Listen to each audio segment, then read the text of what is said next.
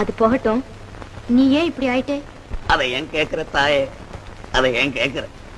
கட்டின பொண்டாட்டிய கொடுமைப்படுத்தின தாயே, தாசி விடை கதின்னு கடந்த தாயே, அனுபவிக்கிறேன். இப்ப அனுபவிக்கிறேன். எங்க வீட்டுக்காரர் கூட அப்படித்தான் தாசி வீடே கத்தின்னு இருந்துட்டார். கல்யாணம் பண்ணதுல இருந்து வீட்டுக்கே வருதில்லை.